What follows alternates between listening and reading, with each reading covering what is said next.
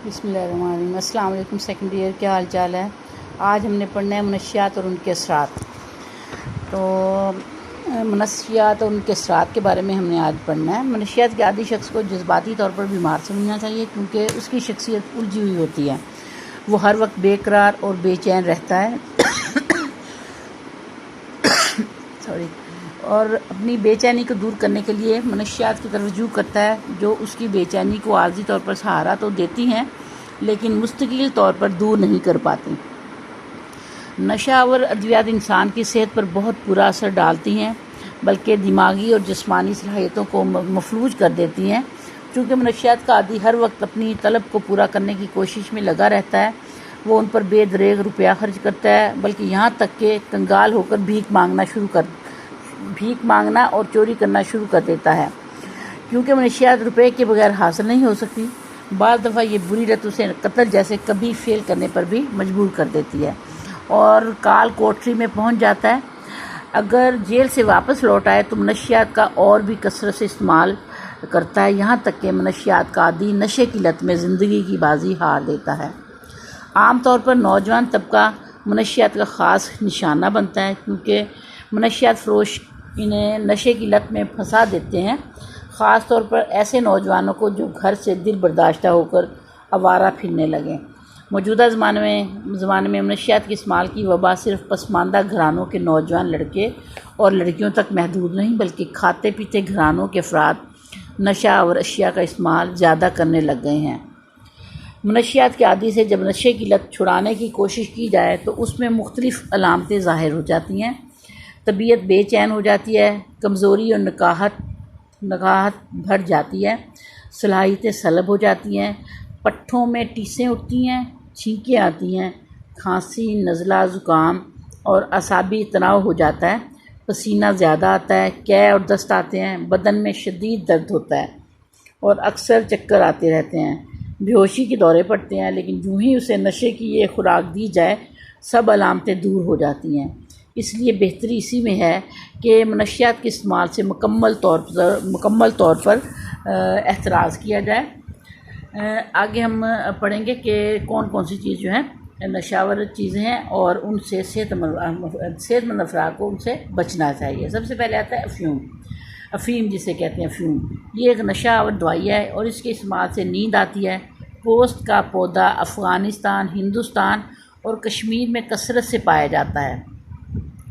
इस पौधे के डोडों पर बारीक बारीक खराशें लगा दी जाती हैं, जिनमें से इनका रस बाहर निकल आता है और जब ये सूख जाता है तो उसे इकट्ठा कर लिया जाता है। अमूमन किसी बीमारी या तकलीफ़ में मुब्तला अफराद इसका इस्तेमाल दवाई की सूरत में करते हैं लेकिन ये मुज़ी दवाई इन लोगों को आदी बनाकर तबाही का मूजब बन जाती है। अफ़ीम इस्तेमाल करने वाला काहिल और सुस्त हालत में पड़ा रहता है, उसे भूख नहीं लगती और सेहत बद से बदतर हो जाती है, काम काज में दिलचस्पी नहीं रहती। जो शख्स ज़्यादा मिकदार में अफ़ीम खाने लगे, उसकी हालत बीमारों से भी बदतर हो जाती है। तिब्बी इमदाद है इसकी। अगर किसी शख्स ने गलती से या दीदा दानिस्ता अफ़ीम की गोलियां ज़्यादा मिकदार में खा ली हों तो उसे नींद आती है, लिहाजा ऐसे शख्स को बिल्कुल सोने ना दिया जाए, क्या करवाई जाए, ताकि अफ़ीम का जहर बजाय फैलने के मुँह के रास्ते बाहर निकल जाए। गर्म हालत में रखने की बजाय गर्दन पर तौलिए को ठंडे पानी में भिगो कर रखा जाए, ताकि दिमाग की नसों में बेदारी पैदा हो। नीज़ कच्चा अंडा दूध में मिलाकर पिलाया जाए और मरीज़ को जल्द अज जल्द हस्पताल ले जाने का बंदोबस्त किया जाए। आगे निकोटीन। तो मौजूदा दौर में दुनिया में ऐसी कोई मनशियात नहीं जिसका इस्तेमाल तंबाकू जितना हो। इससे निकलने वाला मवाद, जिसे निकोटीन कहते हैं, ना तो अद्विया और ना ही मनशियात के दायरा में आता है, बल्कि ये हिजान अंगेज़ कीमियावी मादा है। ये बेरंग तेल की मानंद अल्कली खसीयत की माया है।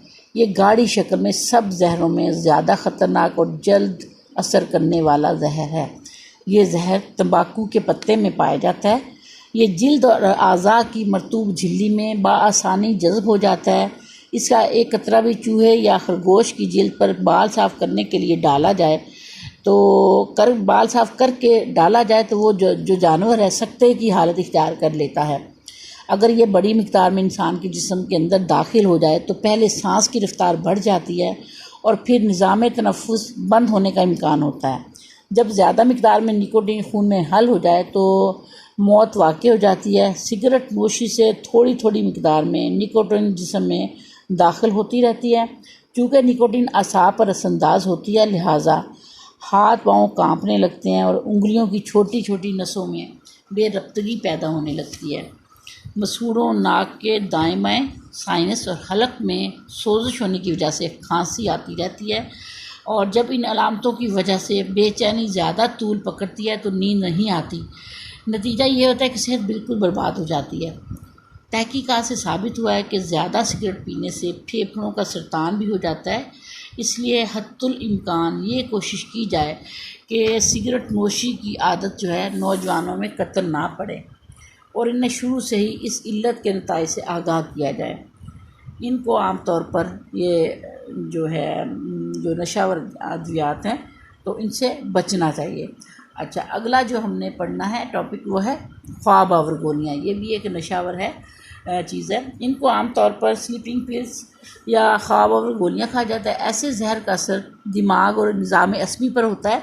ये दवा पहले खून में जज़्ब होती है, फिर दिमाग में पहुंचकर नींद का गलबा पैदा कर देती है। शुरू में गनूदगी आती है और आखिर में गहरी नींद। ये तिब की रूह से उन हालतों में खिलाई जाती है जब मरीज़ शदीद दर्द या तकलीफ़ में मुब्तला हो। अमूमन संगीन ऑपरेशन के बाद जिस्म को बेहरकत और बेचैनी कम करने के लिए ये गोलियां दी जाती हैं, लेकिन आजकल डॉक्टरी मशवरे के बगैर बाज़ लोग इन्हें इस्तेमाल करने लग गए हैं। अगर सही मिक़दार का अंदाज़ा लगाए बगैर ये गोलियां इस्तेमाल करने की आदत हो जाए तो इन्हें खाए बगैर कुदरती नींद सो नहीं सकते। ऐसा करते करते वो गोलियों की मिक़दार भी बढ़ाते रहते हैं, हत्ता कि ये गोलियां नशे की सूरत इख्तियार कर लेती हैं।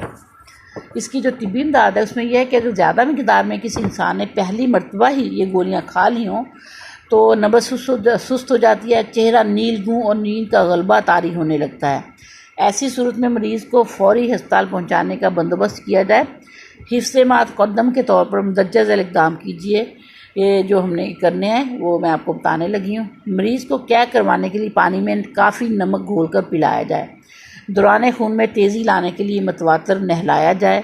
गर्दन के पीछे गुद्दी पर यख ठंडा कपड़ा रखा जाए ताकि दिमाग चुकन्ना हो। अगला जो है ये है मार्फिया। ये भी एक नशावर दवाई है, चीज़ है। यह अफ़ीम का सत्ता और टीके की शक्ल में इस्तेमाल होता है। यानी मार्फिया के टीके लगाने से नशा होता है। ये ऐसी मुज़ी इल्लत है कि हर दफ़ा पहले से ज़्यादा मिक़दार में जिस्म के अंदर दाखिल करने की ख्वाहिश पैदा करती है।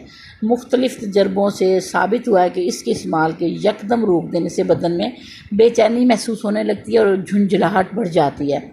अगर 12-14 घंटे मार्फिया इस्तेमाल ना हो तो इसका जो है आदि तड़पने लगता है। यानी कि 12 से 14 घंटे तक अगर ना इस्तेमाल हो मार्फिया तो इसका आदि जो तड़पने लगता है, पेट में ईंठन होने लगती है, टांगें अकड़ जाती हैं, थोड़ी देर में आंसू जारी हो जाते हैं, ठंडे पसीने और अंगड़ाइयाँ शुरू हो जाती हैं, उजलात में फड़फड़ाहट और कै आती है, खून का दबाव बढ़ जाता है, बुखार हो जाता है। इन सब अलामतों से ज़ाहिर है कि इस नशीली शय का इस्तेमाल सेहत के लिए कितना मुज़िर है। इससे गुरेज करना ही बेहतर है। अच्छा, इब्तदाई तिब्बी इमदाद के लिए जो हम ये किया है हमने तिब्बी इमदाद जो इसकी ख्वाब और गोलियों की, वही हम तकरीबन उसी का ये है। इसमें तरीका इस्तेमाल किया जाए और मरीज़ को जो है जल्द अस्पताल लेके जाया जाए। आगे संखिया देखने में खड़ या मट्टी या मिस्री की डलियों की तरह होता है और आसानी से बाज़ार में मिल जाता है। यह ज़रा खलीज फारिस से आया और लकड़ी का रंग और रोगन तैयार करने में इस्तेमाल होता है। कीड़े वगैरह को मारने वाली अद्वियात में भी ये मिलाया जाता है। अगर किसी वजह से इंसान इसे खा ले तो 1-8 घंटे में पेट में सोजिश और जलन की अलामत पैदा हो जाती हैं। पेट में शदीद दर्द भी उठता है और खून आलूद कै और दस्त आने शुरू हो जाते हैं। जिस्म ठंडा होने लगता है, ईंठन भी शुरू हो जाती है, तबीयत बहुत नढाल हो जाती है और गशी का आलम तारी हो जाता है। इसकी जो तिब्बी इमदाद है उसके लिए है कि फ़ौरन क्या करवाने की कोशिश की जाए। इसके लिए 2 अंडों की सफ़ेदी अगर घी पिघला कर पिलाया जाए तो इसके लिए घी पिघला कर पिलाया जाए। जिस्म ठंडा होने पर पाँव गर्म रखने के लिए गर्म पानी की बोतल और तबीयत को बहाल करने के लिए मुहर्रिक अशिया देनी चाहिए और मरीज़ को जो है जल्द अस्पताल पहुँचाया जाए। सेकेंड ईयर ये था आपका आज का लेक्चर। तो ये बहुत अच्छी तरह से आप याद करें, ये काफ़ी इंपॉर्टेंट चैप्टर है। अल्लाह हाफिज़, इंशाल्लाह फिर हाज़िर होंगे।